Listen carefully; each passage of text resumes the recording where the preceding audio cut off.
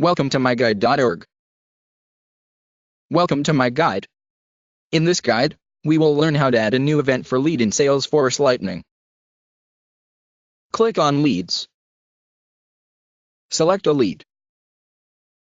Click on New Event. Enter the subject.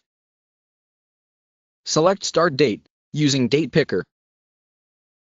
Select Time using Time Picker. Select End Date, for new event using Date Picker. Select Time using Time Picker. Select this checkbox if it is an all-day event. Click on Save. Event was created. Thank you from MyGuide.org.